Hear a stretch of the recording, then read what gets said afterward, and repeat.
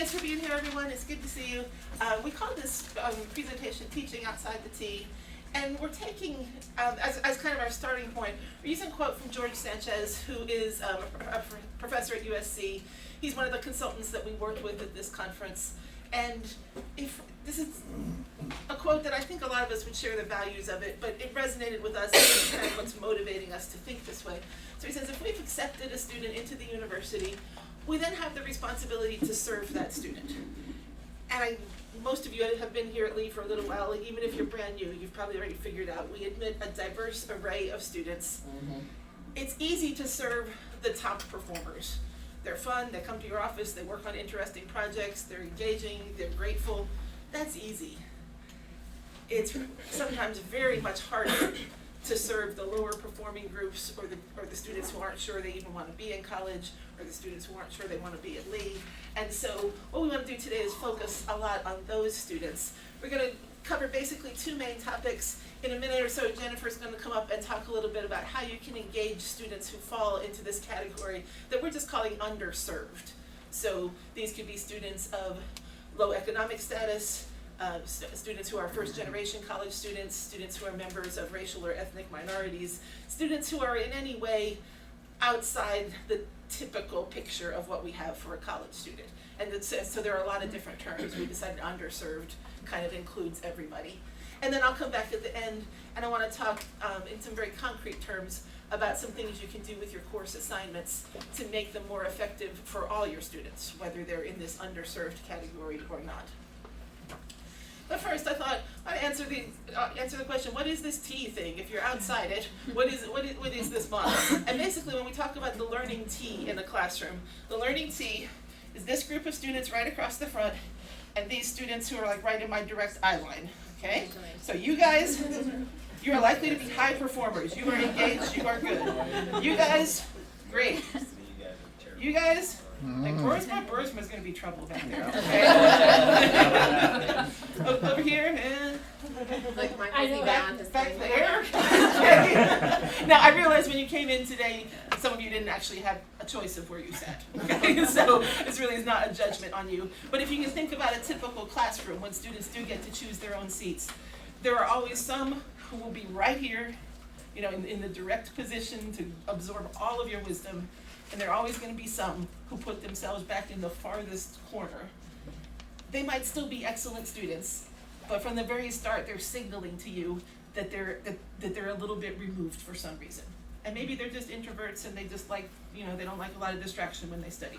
This doesn't have to be a negative thing, but if you look at the seats that students choose, it often tells you a little something about the attitude that they have. And so students who sit in the T are more likely to have these positive learning behaviors. So to interact with professors, to maintain eye contact, to show up in class on time, and to ask questions during a lecture. So when you're running your class, you have to remember to try to engage the other students in these positive behaviors. Because we all know when you're teaching a class, you look around the room, you try to make eye contact with everybody, but it's really, really natural to fall into looking most at these students who are at the T, which is why they sit there. Okay, so that's the framework for this presentation. And then this just reminds you who are the people who may be more likely to sit outside of that T. So these are the categories that we're calling underserved in this presentation. Okay. I'm going to turn over to Jennifer. She does a lot of work with remedial math courses, and she wants to talk some about just how do you create a classroom climate that invites these students to participate in a way that they're comfortable. Well, hello guys, thanks for coming. So my background is primarily in remedial math. This year starts my 12th year teaching in a college level remedial students, and so I don't necessarily have a T in my classroom. Maybe I have like a dot of an I, you know. But no, there's some great students that come into my classes too. But so this is my passion. I have some notes and I hope to stick with my PowerPoint. I don't usually work off of a PowerPoint, but I really just want to engage you guys. These are some things that I have learned over just my years of doing this and what has worked, and so many great success stories that I could share with you at another time. But I want to start you off with this idea of equality versus equity in the classroom. And I want you to think about it for just a minute, and you're welcome to speak out. Like, does anyone want to speak to that? Like, the difference, is there a difference, or is it the same? You know, because we hear often we need to treat all of our students equally, we need to give them the same opportunity to succeed. You know, but is that statement the same as equity? Anybody want to take a shot at it? Not my husband, because he has already heard an earful of this back there. Don't If you, yes, you can just speak if out. you're talking about ability or you're talking about value, it makes a big difference. True. I think it's just, if you're in the academic setting, the classroom, it's just how these students can be successful. Like, what do professors provide to make them successful? Are we equal with everyone? If you go too far, I thought that if you're going too far with equality, like each person can come visit me for 10 minutes in my office, and that's all, right? I mean, that sort of thing. People are different, so people need different things to succeed, and treating them all equally in that minutia will make it so that they don't all succeed well, because they don't all fit into one box. Great. Okay, so this is an analogy that I'm going to share with you that will help you kind of paint the picture of the difference between equality and equity in your classroom. Let's say you guys all came in for your first day of my Math 98 class, and I gave you all a pair of shoes, brand new shoes, and just passed them all out so everyone had the same supplies, the same quality shoe. That's equality, like you were saying, okay? Everyone just was treated exactly the same. Equity is if I take the time to give you the size of the shoe that fits on your foot, and to give you the size that fits on your foot, and you the size. And that takes time. A lot of my students, your students, fit in the same size shoe. Okay, it's a very common size, but then there's some people that maybe have a very smaller size, and you know, I have size 9 here, and if somebody were to try to jam my foot into a size 6 or 7, I can't do anything. It could be the nicest shoes, it could be a brand new pair, but it doesn't help me be successful, you know, in the class. And so that's just a picture that I want you to kind of think about, you know, throughout this talk here, and then of course how it applies to your classroom. But the first slide that I have, I just put up some questions because, so my training is in math education, and so a big part of education classes, you know, when I went on to get a master's in specialist, is coming up with this teaching philosophy. And as teachers here, that's an important part of your job, because really reaching these students that are outside of the T, if that's what we want to call them, it starts with my belief about them, and it starts with your belief. And you may have thought about this before, and you may have never thought about this before. You know, you may just go in, have your lesson plans prepared, throw it out there, and then go back to your office. So I want you to take a look at some of these questions, and we have time to kind of openly discuss some of these, but I just want you to think about these. So the first one is, what do you believe about the learning capacity of students? Can all students learn? Can some students only learn and stop at this level while others can go above? Like, what do you truly, like, down deep think about your students? Anyone want to speak to that? In students of minority descent, it's amazing how when we start talking with them that it may take a different approach for them to learn a little differently. Mm-hmm. So within the African American community, what tends to happen is that before you can teach a student how to, for example, process content in mass communication on the theories of content, they have to trust you first before you can teach them. So in different kinds of populations will have some of those challenges, but so there are individual differences, and you pointed out very eloquently about the difference in quality and equity. But technology can also help with that, to try to scaffold some of the challenges within processing. If you guys didn't hear that, Lewis was talking about how some students need to have built a trust with us, their professor, and I'll speak to that in just a minute.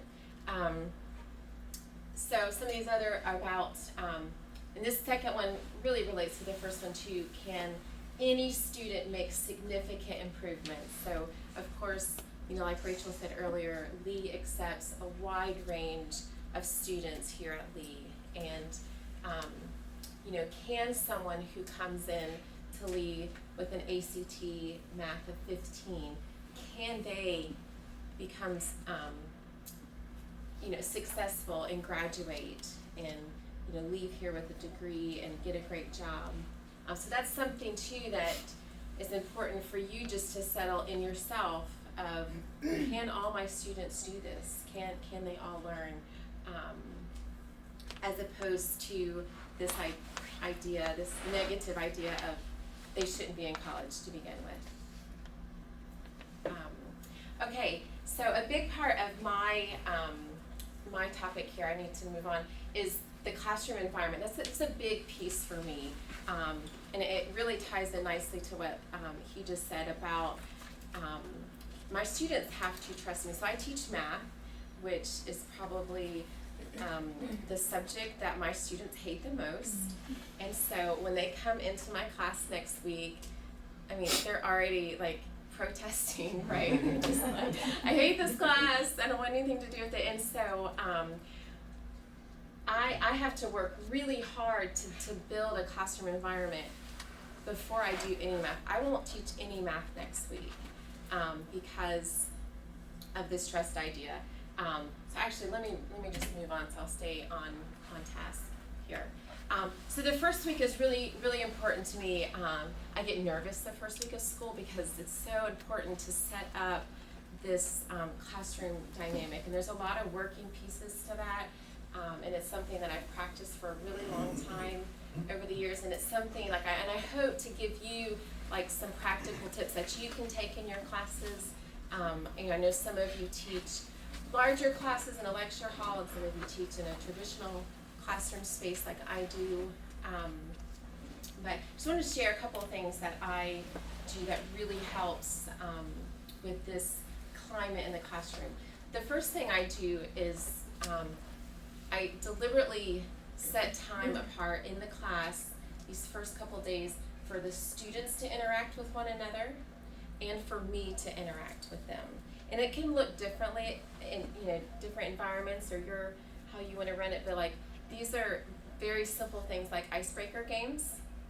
Okay, I usually show them a small little PowerPoint just about myself and my kids, just to paint a picture that I am just a normal girl, and just tell them some things about myself. I tell them the church I go to, just about me. That helps them open up a little bit more about themselves. We do play name games. We have a day where we usually take spaghetti, stick noodles, and marshmallows, and it's a whole group working day, and we talk about, this is how I want you to work together in a group. I want you to work through this task. They have to build like the tallest freestanding tower. So it's very, even my most intimidated kids who really hate math, this seems like a fun activity because they're just working with food, right? And so, we talk about listening to each other, and if you notice someone who's quiet, ask for their opinion. And all of this seems intuitive, I guess, especially for people like us. We like education and we like learning, but for some of these students, especially these ones on the outskirts of your class, they don't know that's what they need to do, right? Like if they don't know they're missing something, don't know they're supposed to have that skill. Does that make sense? If they've just never, been brought up that way. And so, and then another thing that I do throughout especially the first couple weeks of school, I take 5 minutes at the beginning of class, and we have just like a little greet and meet.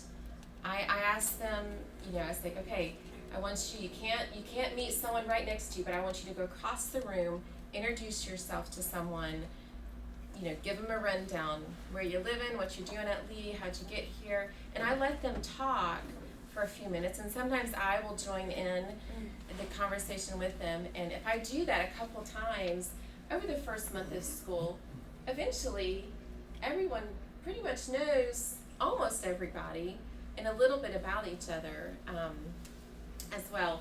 A very simple task that I just started a couple semesters ago, but really gets them talking on the very first day of class after I do the syllabus and some of that kind of stuff and talk about myself a little bit. I just call their names on the rosters that we get just to see who's there.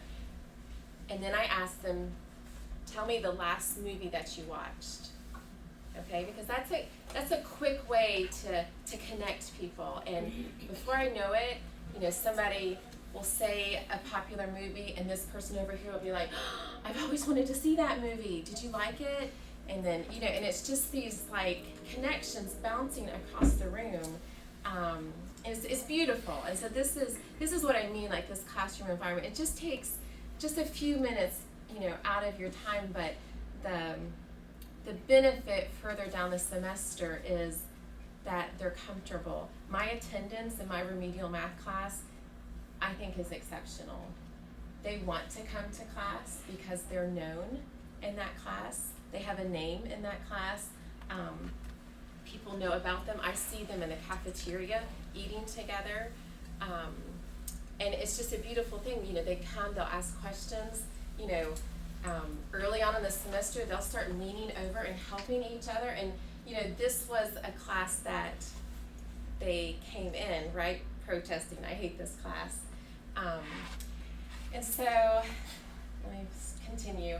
I also think it's a great idea, and Rachel's going to hit on this in just a few minutes, about suggesting some best study practice for your specific course. Because again, while we think, of course everyone knows they're supposed to read their textbook, or of course everyone knows they should make flashcards, or study a little bit each night, or and so just take a few minutes to talk about that. I usually use the analogy of if you want to be a great soccer player, you could read the textbook, you could go watch the soccer game tonight, you could do lots of things. You could read about it on the internet, but until you put your cleats on and get out there and get dirty, you're not going to learn unless you're just really engaging with the material. And that looks different. In my class, being math, of course, this is running through a lot of example problems, and so it looks different, according to your discipline. Okay, and for group assignments, if we do work together, I assign the group, and this could be random assignments, really, again, just to mix them up. And we would do the same thing if I asked you guys to split into groups. It's very likely you would go find your friend or go find someone in your department, because it's just who we're comfortable with, and that's really human nature, and there's nothing wrong with that. But I think in an environment like this, if we want to pull everybody in, I think assigning those groups are helpful. Okay, one more and then I'll be quiet. Okay, so some of this stuff, again, to continue engaging these students, again, intentional is really the key here, that just be very mindful. Another small thing that I do is after the first couple days of class, and I tell my students this, they can't sit out there anymore. I make them come in close, and I try to joke with them and talk with them and tell them that math is so much harder if you work by yourself, but if you sit with somebody, it's a lot easier. So communication is a big deal to me as well. These students that I teach, again, sometimes they don't even realize they need to ask for help. they think they have it all together and don't realize it until midterm or towards the end of the semester that, oh my gosh, I don't know what I'm doing and I'm gonna fail this class and mama's gonna, whoop my bottom. And so communication's a really big deal, and I set this up pretty early. Their first little assignment that I'll tell them next week is they are gonna email me a story about themselves and a picture. So I have a couple of reasons to do this. It helps me get to know them, and then I can read their story. They have some questions to answer, which is what they are probably doing in Gateway and other classes. But it gives me a talking point with them, and it gives me their picture to study and memorize. But it also means that my email address is now on their phone, so that when they start typing in JCOR, my email pops up. Because that was a huge problem. They were like, well, I didn't know you had an email account, and I didn't know how to reach you. And so I have solved that problem. And that's very simple. And again, it gives me a chance to learn about them. Other people I've heard, use the GroupMe and the Remind app, and so there's lots of different ways to communicate. I also, in the classroom as well, and again, I know that some people have bigger classes, but I touch their shoulders, and I just simply like, you doing okay today? Everything okay? Are you doing good today? There's just something beautiful about making eye contact with somebody. And eventually, I'll get to know their names. So I'll be like, Randall, you had a good day today? You been good down there in the math office? And every day, and it just, again, it takes, if I come 5 minutes early to class, give me a head start on that. And I don't get to talk to everybody every time. But it makes a big deal. And I'll tell you a story that just happened to me last semester. We're good, Rachel, on time? I think so. Okay, good. Just last semester, I had a kid, a guy who looked like he had stepped out of like a 1980s rock band. He had the crazy hair, the bandana, the ripped jeans, high-waisted ripped jeans, skateboard, slashes in all of his clothes.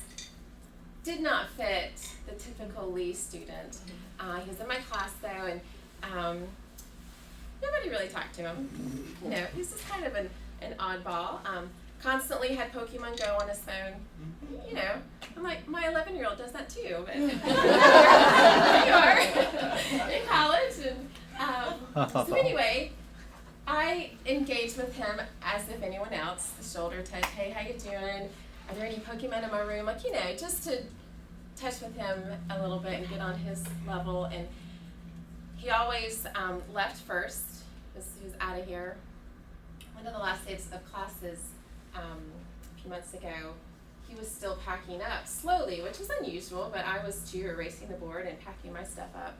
And he came up to me and just tears streaming down his face, and I just think, oh no, something's happened, he's had a loss in the family, or so I'm like preparing myself for something. And he went on to say, Miss Cornett, you'll never know how much it meant for you to just ask me how my day was, and just to stop and say hello.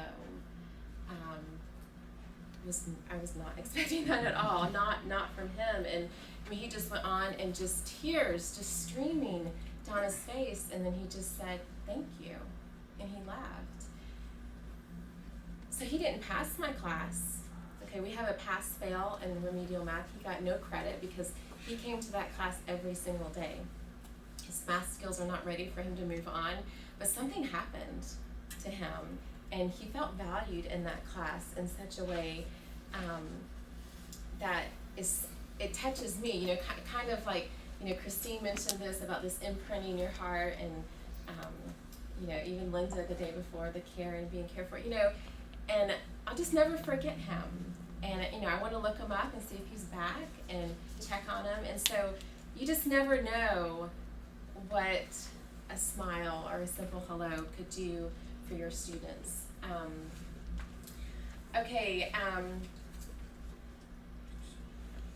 This one about the videos, Rachel's going to hit some of this. Of course, not everyone can learn just straight from a lecture. So anything you can do, of course, to supplement your teaching, to reach other people who are not the traditional learners who can sit still in a class and pay attention and write notes. And we do a great job of this at Lee, find ways to interact with students outside the classroom. But this is difficult for those students who sit outside the T, because it's difficult. Of course you want to hang out with the ones who are right here, talking, having fun, but you know, how can I hang out with them over there? What are they doing? Can I have lunch with them? Or how can I be a part of their world outside of the classroom? And then there's this new idea that I'm just starting to kind of discover, this idea of a student-centered classroom. And I talked to Jonathan a lot about this lately, about this idea of, instead of me saying, okay, this is what I'm going to do today. I'm going to teach them quadratic equations, and then I'm going to do this for them, and then I'm going to do this. Instead of walking into my classroom like that, planning, okay, today, this is what I need my students to do. This is what I want them to walk out of the classroom knowing, and putting the responsibility on them, because I know how to do quadratic equations. I could probably work them out in my sleep. And so instead of coming with this mindset of like, okay, I'm gonna blah blah, I'm gonna do this, and I'm gonna give them a quiz, and what do I want my students to do? Because they need to take responsibility for their own learning instead of just sitting there listening to me, blah blah blah blah blah blah. And so I've read, you know, there's a lot of resources about this, and I bet even Carolyn, you may have resources here in the CTE that just talk about this idea of just putting the responsibility more on my students. Even this idea of, you know, do my students even know what's going to be on the first unit test? You know, is there a list of objectives that they need to make sure they check off? You know, and not just a study sheet at the end of the unit, but even going into the unit. These are the things that you're going to be responsible to know before we take our first test. I want to show you just one resource. This is a great book. It's called Teaching Unprepared Students. Carolyn actually has a copy of this here in the CTE. It is by Kathleen Gabriel. You guys are welcome to flip through it, but it's really, it has very practical advice that I've shared, and some things that, you know, I have discovered on my own or written in here, but it's really a great book. It's strategies for promoting success and retention in higher education. So anyway, that is my part. I'm going to give it back to my partner in this, Rachel. She is going to tell you some more practical tips. I knew this, sorry. That's right. I wanted Jennifer to start, because a lot of what she focuses on is just general creating a classroom climate that's welcoming and engaging for everybody. And in my part, I want to focus more specifically on what you can do when you're creating assignments to make those assignments transparent. And this phrase called transparent teaching has become popular, particularly among people who study first-generation college students. Because a first-generation student is someone who no one else in their family has gone to college. So clearly, if they're here, they want to be in college, but they may not have that whole realm of like hidden literacy about how universities work. So for example, a student who's grown up in a family where everybody went to college, that student values college, and that student is likely to persist in a class even if they're not sure that this class contributes much to their overall education, because they've bought into that bigger idea of what universities are, and they understand how academic writing and things like that work. A first generation student may not have that. They may not be fully bought into, I want to be in college, I want to finish a degree. So if they're sitting in your class and you say, I want you to write a 6-page analysis of the short story that we just read, it may not be at all clear to them in terms of their life goals why they should do that. Okay? And so then if they encounter any difficulty in doing that assignment, that becomes a point when it opens the door for them to give up on college or to give up on that class. They don't see how it connects to their overall goals. They don't understand that what I'm trying to teach them is actually analytical thinking. I don't think this particular short story is necessarily going to change their lives, but I'm trying to get them to engage in analytical thinking and analytical writing. But because I haven't made that clear, because it's part of my tacit assumption of what's happening in the classroom, they don't know it, and so that becomes points of danger for these students. Now, my degree's in rhetoric and comp, so I talk a lot about paper assignments. But I think for those of you in other disciplines, take these concepts and translate them into the kinds of assignments you would give your students, because the basic concepts are the same.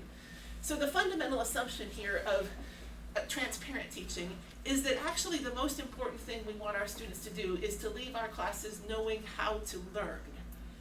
So they're going to forget some of the content details, perhaps all of the content details.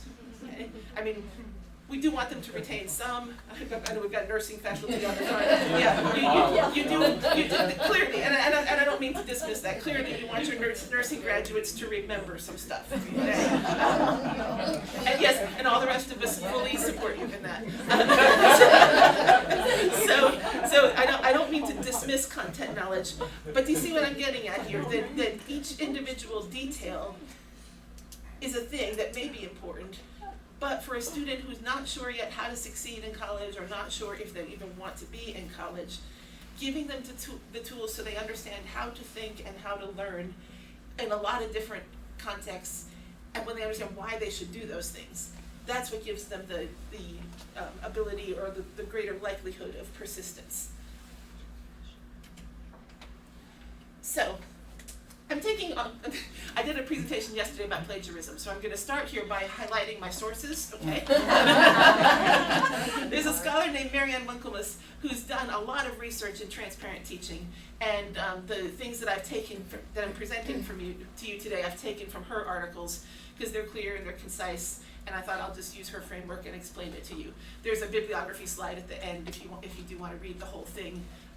They're accessible through our library. But what she did was she ran a longitudinal study of student success, and particularly focusing on first generation or underserved students, and she identified several key things that if on the course evaluations students gave positive responses to these particular items, the students were more likely to succeed in those classes. And so I thought it would be worth looking at those, because these are the things we need to be doing, obviously for all students, but for these students who are potentially on the bubble of whether they will complete or not, these are the things that make the difference. So first, number one, in this course I knew the purpose of each assignment. Why am I asking you to write 6 pages about young Goodman Brown? If I cannot explain that in a sentence, I shouldn't be given that assignment. Okay? That's my job as a professor. I need to have a clear sense of what every assignment is for, and I need to be able to communicate that to the student. The next thing that was important was that students could say each assignment included a section that explained how the assignment was related to the objectives of the course. And again, in your head, I'm sure all of your assignments are related to your course objective, but the students may not see that. We give them the syllabus, they might look at the course objectives on day 1, most of them never look at that again. So if you give assignment handouts, maybe pulling the objective from the syllabus and putting it on the handout. This assignment helps you with this part of what this class is about. And again, you're helping the students see how the little things, your assignments, fit into the big picture of their goal for a university degree. Next, in this course, I knew the steps required to complete my assignments. In this course, I knew how my work would be evaluated. My instructor provided students annotated examples of past students' work. And I'm curious, how many of you do that? Okay, roughly half, give or take. I should have asked Jennifer to math that out for me. Roughly half. I do this almost always with student papers, especially at the freshman level. When I teach writing majors, it's less of an issue for them, but then we're workshopping a whole lot, so they're seeing examples being created live. But for freshmen, I always save some examples of good papers, some examples of bad papers, and some examples of good, solid, medium papers. And those are the ones that are actually the most teachable, I think, because then we can look at it and we can say, okay, this student has some good stuff. How could the good stuff become better? And what didn't work, how could we fix that? So because I do teach writing, I have the luxury, I can take class time to do this. If you don't have that kind of class time, maybe create a document that you can post on Moodle or that you can share with your class somehow that goes through and where you've added annotations to a student's paper or a student's project and explain what was good and what was not good. My freshmen get to the point late in the semester where if I forget to give them a sample paper, they'll ask for it. So they value it, and if it works in your discipline, there may be some disciplines where it doesn't work. but if it does, start building a collection of texts that you can use. Take the original student's name off unless they give you permission to share their work, but take their name off, take off any identifying information, and just use the text as an example.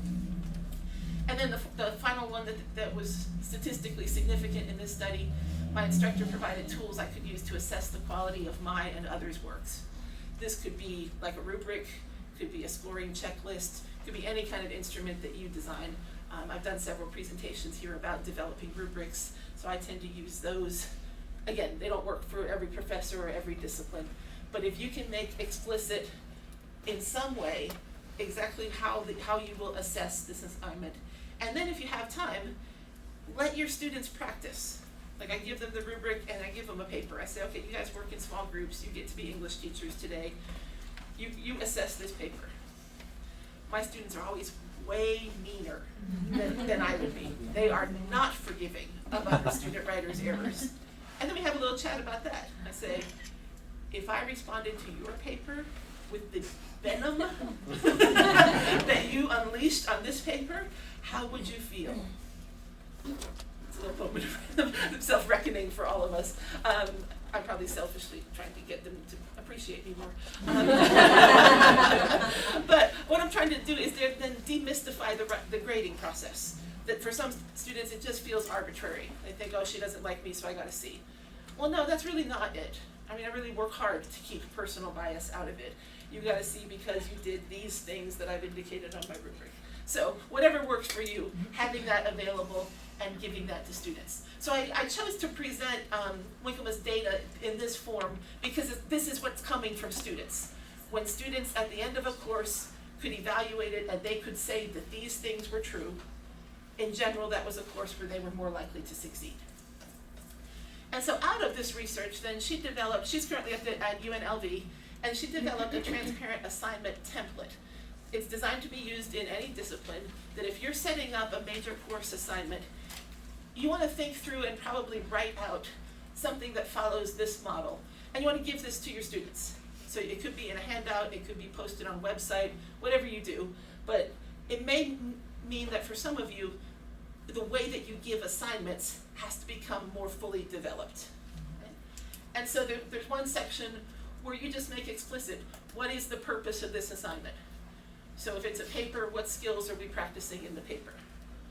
I teach a research paper in English 110, so one of the skills we're practicing is simply research and documentation. Another skill is finding and evaluating sources. Okay, so those might be the things that I would list. What knowledge will be gained? For the research paper, I might say you'll gain the knowledge of how to integrate sources. You'll gain the knowledge of how to navigate academic databases so you can do research in future classes. Remember, as much as possible, tying this to long-term goals that students have. And that's what the next bullet makes more explicit. How will the skills and knowledge be relevant to students in the future? So even that 6-page analysis of Young Goodman Brown, I gotta be able to say this is relevant to you because analytical writing is a key skill in many majors, and I might even list some that were examples of how analysis is used in different places. And then how does the assignment connect to the course's learning outcomes? Then you specify the task, and this maybe is where we aren't explicit enough. Spelling out specifically what to do and how to do it. So for my research paper, I give students a suggested calendar. In the first week, you should be looking for sources and choosing a topic. In the second week, you should have identified at least 5 peer-reviewed sources, and you're gonna write those up by the end of the week and give them to me so I can check those sources. In the third week, you're gonna draft 3 body paragraphs. Now, it's actually not week by week, it's faster than that, because to do it at that pace would take all semester. But you see, I break down a suggested calendar and suggested steps. Again, because not every student is gonna have a knowledge of how you begin a research writing project. That's a really complicated project. So if I say just start, where do they start? They start by Googling stuff, which is sometimes a good way to develop your ideas actually, but it doesn't generally get freshmen into the kinds of research that we hope they will be doing.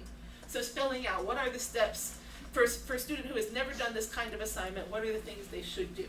That's what goes in the task part. And then the criteria part is what I was talking about previously. Did you give them examples, or did you give them a rubric? Did you give them some way to assess whether they have understood this assignment? Let me leave that one up there for a minute.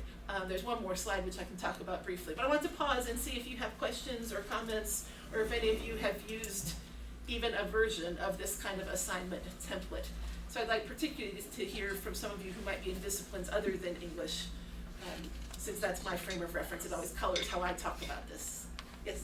Sometimes the Lord just really puts his seal on what you've been doing. I created my calendar this time, and when I did, I put down what topics, what their exemplars were, what the concepts were, and I put down what course objective and what specific objective that was meeting, and what functional pattern that was working in, and I put the resources that they were gonna be using.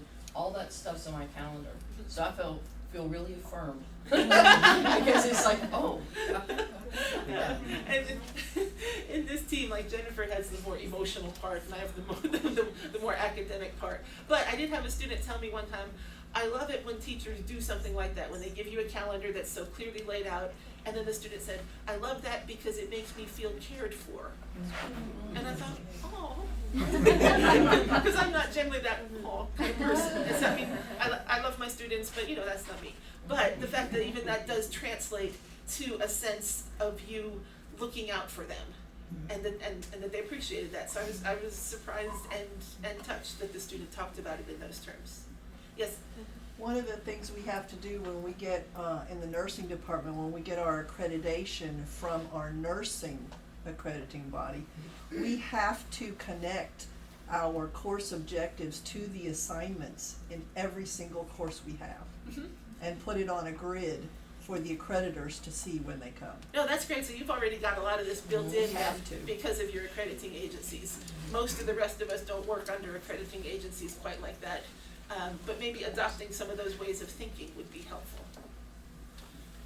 Anybody else? I Yes? think it's important to realize that your students are the same type of student that you are.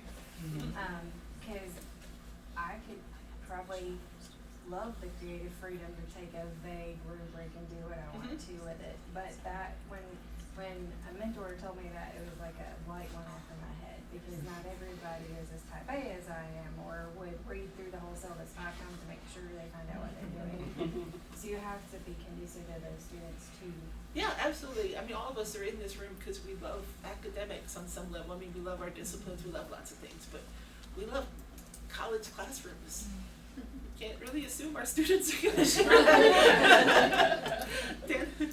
One of the things I've started doing is I have sort of a fake deadline where I have them turn in a paper, and then I grade just the first page of their essay brutally with lots of red pen, but don't give a very difficult grade. I mean, lots of red pen, but if you turn it in and you did what I asked, you're fine. And then I say, okay, I'm going to grade your whole paper that way. What would you like to do before you turn it in? And so, even though I have rubrics and all that kind of stuff, there's another level of expectation that they realize, like, oh, that's the kind of class this is going to be, Yeah. Yeah. And whenever I can, I have students do rough drafts. If I get a really large class, sometimes I can't do it for every assignment. I don't tell them it's a rough draft, Yeah. because then I get rough See, paper. yeah, that, right? and that's what I was going to say. You say rough draft, they'll give you 3 paragraphs. They'll say, I'm going to finish the rest of it, and you can't give very good feedback because all you can say is, well, finish the rest of it. So yeah, I have also deceived my students occasionally in a similar fashion. I feel a little bad about recommending it as an across-the-board approach, but it does serve to get them to try out what they think is worthy writing, and then for you to respond and say maybe not, or maybe more of this, or something. And yeah. I was saying, it's a little bit related to that. One of the things that I do, I teach a design class, and so as we go through the class, they learn this task and this task and this task and how they're related to the open design. And when they turn in the final project, the instruction sheet I give them, I have actually check marks of the 15 things. In this design, make sure you do A, make sure it has B, make sure it has C. And I did my first year at Lee, the school I came from, I was amazed at how more than half of the students completely disregarded the list that I gave them, or just didn't seem to understand or get that I gave them 15 things and those things were really important. I meant it. Yeah, so any suggestions of how to bridge that gap? The thing I talk about a lot And I'm assuming the design class is for students who are a little bit, who are probably not freshmen, they're more Right. into your major. I just talk about it in terms of professionalism. Like I teach writing majors, if I'm your editor and I ask for you to do these things and you don't do them, I'm not publishing your story, I'm not buying your book proposal, you can't even follow my 12 rules for submitting it. So I think in a lot of disciplines we can talk that way. And going back to that idea of connecting to students' long-term goals, I forget where that one was. I forgot my own PowerPoint. But if you give them some sense that, okay, if you want a career where design is part of your profession, you're gonna have to deal with all kinds of restrictions that are put on you or expectations put on you by bosses or clients or whomever. You better learn now how to do that if you hope to be successful. And I think most of you could translate your classes into other jobs that would be appropriate for your discipline. So I like to talk about it in terms of professionalism. At the freshman level, like in our freshman English classes, that's a little harder because they're going into all the different majors across campus. So in those classes, I just talk about it in terms of you came to college because it seems like you wanted a degree, like you want to do something. And so I talk about how these are fundamental skills for other majors. And I try to work in examples from other majors, like the kinds of writing you would do in business or in the sciences or whatever. So helping them see that this means something just outside your classroom, because I think that's where they sometimes dismiss it. Yeah, it's just for this one class, I don't care. But then connecting to a larger purpose. Let me take a quick look at the final slide here, and then if you have we probably have time for just a few brief wrap-up questions.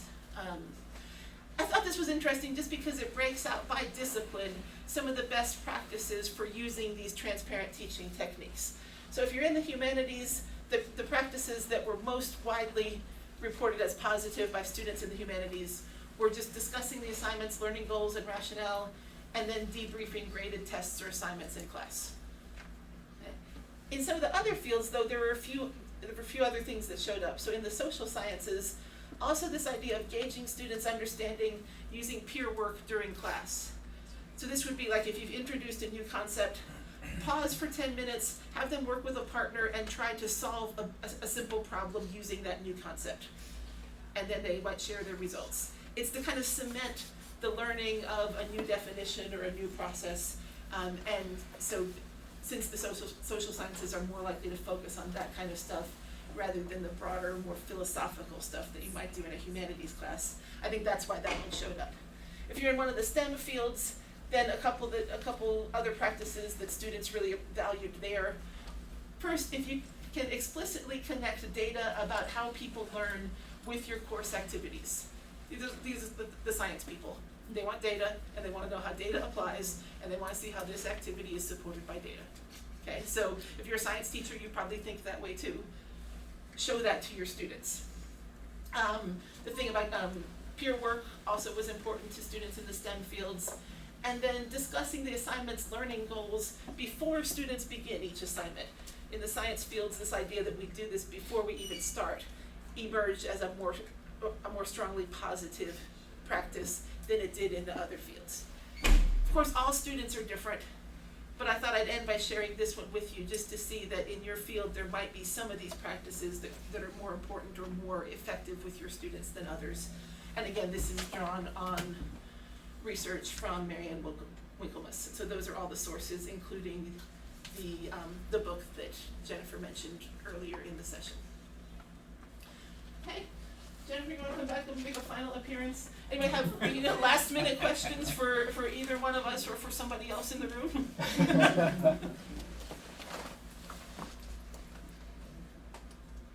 So Rachel, when you put up sample work, if you remove the name, that's sufficient. You don't need to mention to them, hey, I'm going to share your work now with everybody. I take the name off, the date, and if there is anything in the paper that could be personally revealing, I edit that out. So like if they mention the name of a friend or something, I take all that out. And if you do that, then yeah, you can use student work. I was kind of thinking of like the classes that you're talking about, Jennifer, are all underprepared students, and a lot of us have like a great mix of students, and so I was just curious how many people are using those kind of things. Like, are the prepared students if you do those kind of activities, engaged with that kind of activity, or does it feel like, you know, it's not kind of Like just this, like kind of- socially, like getting to, I think so, you know, I think anytime, just to kind of- even myself, like if I walk into a new Sunday school group at church, you know, it's, anytime that we have an opportunity just to socialize and just get to know, 'cause there has been a lot of time, you know, weeks in this class, and I think anytime we know each other better, even if, you know, one of us have a great conversation, we feel closer to each other the next time we see that person, and it just, you know, if all students are getting close with, you know, a few other students or the whole class, it just makes that entire environment in that class just easier. And then once, you know, especially in my courses, once that intimidation factor is just really lowered, I mean, their brain can do beautiful things with math, and they can, light bulbs are just going off all the time, and, you know, the evaluations at the end of the semester, so many times, this was my favorite class, I thought I was terrible at math, you know, and I'm not watering down anything, and we're doing some for real, you know, math stuff, but I think it's just, once that is removed, they're free to learn. I'm sorry to say that we have to stop now. Well, back in for the next. Thank you guys.